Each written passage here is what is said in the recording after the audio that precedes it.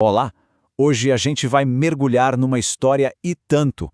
A profunda transformação das leis sobre crimes sexuais aqui no Brasil. É uma jornada fascinante que nos leva de conceitos que hoje parecem absurdos para uma proteção focada na dignidade de cada pessoa. Vamos entender como tudo isso aconteceu. Para a gente ter uma ideia do tamanho da mudança, precisamos voltar um pouco no tempo. A lei era baseada em conceitos como o da mulher honesta. Olha só essa citação de um jurista super influente da época. O que isso significa? Que a proteção da lei não era para a pessoa, mas sim para um padrão moral imposto pela sociedade. É um ponto de partida bem chocante, né? E aqui está, talvez, a mudança mais simbólica de todas. O nome do capítulo lá no Código Penal mudou. Deixou de ser crimes contra os costumes para se tornar crimes contra a dignidade sexual. Parece só uma troca de palavras, mas a diferença é gigantesca. A gente sai de uma ideia vaga, coletiva, que são os costumes, e passa a proteger algo concreto e individual, a dignidade de cada um. E essa mudança não veio do nada, não. Ela tem uma base muito sólida, que é o princípio mais importante da nossa Constituição, a dignidade da pessoa humana. Então não foi só uma maquiagem na lei, foi um realinhamento profundo. O foco passou a ser, de facto, a pessoa e o seu direito de decidir sobre o próprio corpo, com liberdade e respeito. Bom, com essa nova mentalidade já estabelecida, o palco estava montado para a maior e mais impactante de todas as reformas. E ela veio em 2009, mudando completamente o que a gente entendia por estupro. E aqui a gente vê o tamanho da revolução.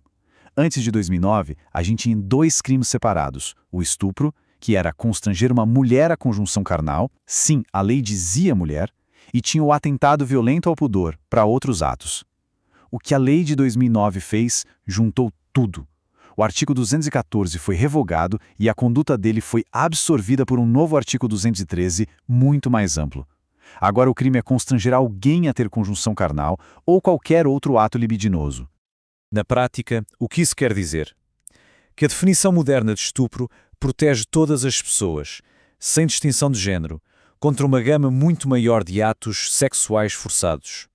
A proteção se tornou universal e muito mais abrangente. E tem um detalhe jurídico aqui que é super importante. O nome é complicado: continuidade normativa típica. Mas a ideia é bem simples. O crime de atentado violento ao pudor não deixou de existir, ele não foi abolido. A conduta continuou sendo crime, só que ela foi, digamos assim, absorvida pelo novo crime de estupro. É como se o crime tivesse mudado de endereço dentro da lei. Isso foi fundamental para garantir que ninguém ficasse impune. Mas a gente sabe que a violência sexual não se resume à força física, não é? A lei também evoluiu para cobrir outras situações em que o consentimento é violado de formas mais sutis. Um exemplo disso é a violação sexual mediante fraude. Muita gente chama isso de estelionato sexual. A lógica aqui é que a pessoa até consente, mas ela foi enganada para isso. O consentimento não é real. O exemplo clássico é o de um falso curandeiro que convence a vítima a praticar atos sexuais como parte de uma suposta cura. É um golpe, uma fraude. Outro crime nessa linha é o assédio sexual. Aqui, o ponto central é o desequilíbrio do poder. Geralmente acontece num ambiente de trabalho, onde alguém numa posição superior usa essa hierarquia para constranger um subordinado e tentar obter alguma vantagem sexual. Não se trata de violência física, mas da coação também dessa posição de poder.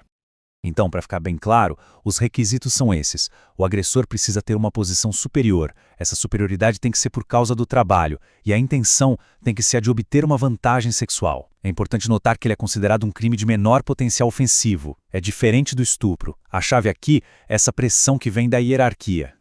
Agora, a gente entra num ponto ainda mais delicado. A lei reconhece que certas pessoas são mais vulneráveis e, por isso, precisam de uma proteção especial reforçada. Vamos ver como isso funciona. E aqui a gente está falando do estupro de vulnerável. Esse é um dos crimes mais graves do nosso Código Penal. As penas são bem mais altas e o motivo é claro. A vítima, por definição, não tem capacidade de dar um consentimento que seja válido. Mas, afinal, quem a lei considera como vulnerável? São 3 situações principais. Primeiro, qualquer pessoa menor de 14 anos. Segundo, alguém que por uma doença ou deficiência mental não entende direito o que está acontecendo. E terceiro, qualquer pessoa que, por algum motivo, não consiga resistir. Pense em alguém que está inconsciente ou completamente embriagado. A lei cria uma proteção absoluta para esses grupos. E esse é o ponto mais crucial de todos quando a gente fala de estupro de vulnerável. O consentimento da vítima simplesmente não importa. É irrelevante para a lei. O histórico sexual dela também não. Um sim de uma pessoa vulnerável para a lei não é um sim. Não pode ser usado como defesa. A proteção nesse caso é total. Certo, mas e hoje? Como essas leis que foram pensadas no mundo analógico se aplicam aos desafios do nosso mundo cada vez mais digital? Vamos dar uma olhada nisso. A grande pergunta que surgiu com a internet foi: precisa ter contacto físico para um crime sexual acontecer? E a resposta que a justiça brasileira vem dando é um sonoro não. O contacto físico não é indispensável. Isso mostra como a lei consegue sim se adaptar. Os tribunais têm entendido que a violação pode acontecer totalmente no ambiente virtual. E existe um caso que ficou muito famoso, um verdadeiro marco. Um estudante de medicina foi condenado pelo que ficou conhecido como estupro virtual. Ele forçou uma criança por uma chamada de vídeo a praticar atos sexuais. Esse caso foi fundamental para afirmar o entendimento de que forçar alguém a fazer isso, mesmo que à distância, pela internet, é uma forma de estupro de vulnerável. E tem mais uma mudança que foi um verdadeiro divisor de águas na proteção das vítimas. Tem a ver com quem inicia o processo na justiça. Hoje, a regra é que esses crimes são de ação penal pública incondicionada. O que isso quer dizer? Que o Estado, através do Ministério Público, tem o dever de processar o agressor, mesmo que a vítima não queira ou não possa registar uma queixa. Isso tira um peso enorme das costas da vítima e coloca a responsabilidade de buscar justiça nas mãos do poder público. Pois é, a gente viu uma jogada em tanto, saindo da defesa dos costumes para chegar na proteção da dignidade. Foi um avanço gigante. Mas essa história não acabou.